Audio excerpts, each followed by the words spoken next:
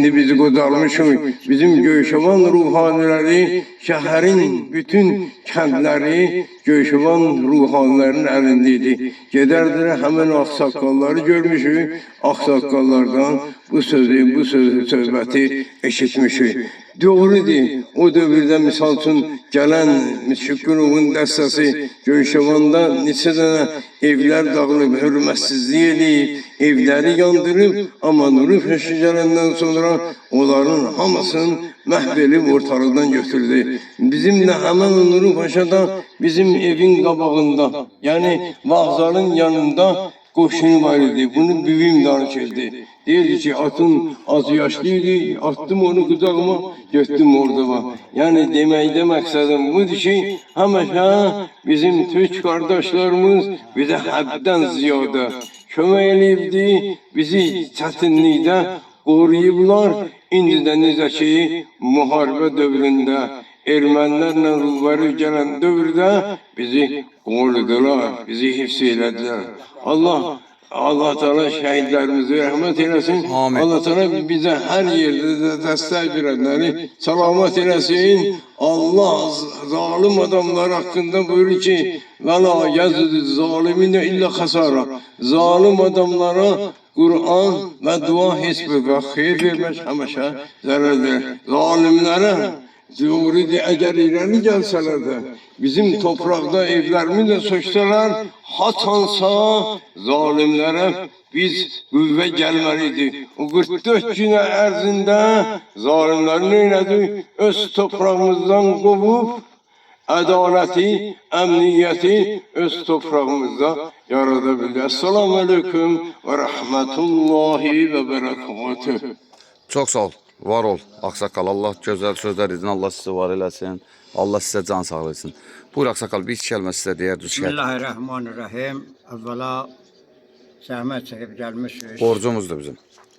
Şəhidlə əlaqədar olaraq bizim fəxrimizdir ki, kəndin kiçiliyinə baxmayaraq 3 dənə bizim qəhrəmanlarımız var. Mehman polkovnik 44 gün vətən müharibəsində. Bəli, Mehman da burada bizim qonşuyaqdır. İlk şəhidimiz deyəsən o olub 44 gün. Allah hamısının qanına rəhmət eləsin. Həqiqətdə də biz fəxr edirik ki, torpaqlarımızın azad olunmasında.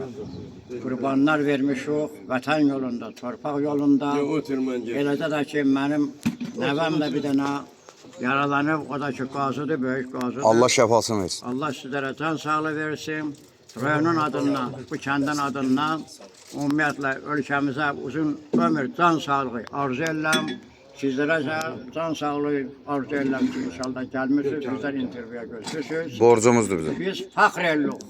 Əlbəttə Öz qəhrəmanlarımızla, öz şəhidlərimizlə fəxr edirik. var olasınız. Sağ olun, var olun, əsk olmuyorsunuz. Gözəl sözlərinizə görə təşəkkür edirik. Əlbəttə şəhidlər başımızın tacı deyirik, əməlimizdə də edirik, gəlib ziyarət edirik. Bizim bir axı ruhani ağsaqqalımız da gəldi, ondan da bir iki kəlmə götürək. Bəli. Buyur, gözəl insan, siz də bir iki kəlmə deyərdiniz. Allah bütün şəhidlərimizi rəhmət eləsin. Amin. Qazilərimizə can sağlığı versin. Amin.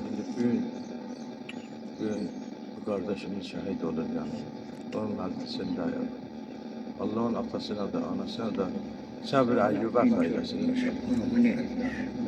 Allah vətənimizin başı həmişə ölçə eyləsin. Dövlətimizi sülhü yeryüzündə bərqərar eləsin. Amin. Amin. Qalanlara can sağlığı versin. Təşəkkür. Zəhmət çəkmişsiniz. Borcumuzdur bizim. Harda şəhid adı olan yer varsa biz oranı çəkək işıqlanda. Saymışsınız bizi. Var olasın. Kim sahip gönderip para. Borcumuzdur bizim. Təşəkkürümüzü onlara da bildirəsiniz. Mən də sizin bu cür zəhmət istifadə verməyəm deyəmə. Allah sənə can sağlığı versin, uzun ömür versin. Təşəkkür. Var olasınız. Allah sizi var eləsin. Var olsun. Gözəl ağsaqqal, siz də bir iki kəlmə deyərdiniz şəhidimiz haqqında.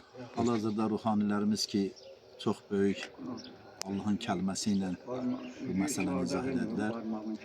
Biz də öz növbəmizdə birinci bütün şəhidlərə Allahdan rəhmət istəyirik və bugünkü şəhidimizin də ata-ana yaxınlarına, elimizə, olmamıza səbir əta eyləsin Allah və o öz qanı ilə, öz canı ilə, öz vətəninin yolunda qorumağına o zirvəyə çatdı.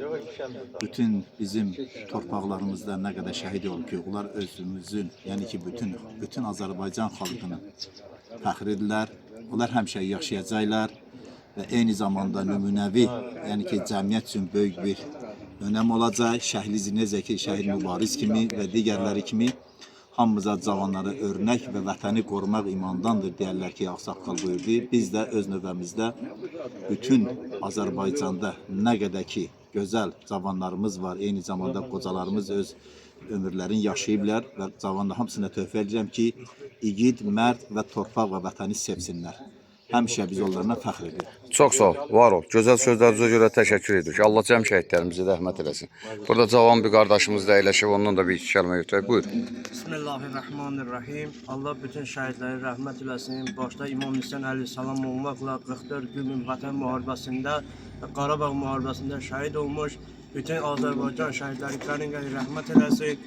Onlara ölü demə olmaz, çünki biz yaşayan ki biz ölüyük. Onlar həmişə diridirlər, axirətdə də diridirlər. Onlar Allah yolunda qidalanırlar. Mən öz adımdan var, kəndimin, cəmaatın adından şəhid ailəsinə baş sağlığı verirəm. Amin. Bütün şəhidlərin ana, ata, qardaş və bacıların qarşısında baş əyirəm. Bir Başımız vətəndaş olsun. kimi Allah bizim Cənab Prezidentimizi İlham Əliyevi yerin göyün xəta balasından qorusun. Allah ona can sağlığı, uzun ömür versin. Allah onu yerin göyün xəta balasından qorusun. Allah onu Azərbaycanın üstündə əskik eləməsin. Allah ona can sağ, uzun ömür versin. Amin. Selamun aleykum və rəhmətullah. Çox sağ ol, təşəkkür edirik. Var olasın.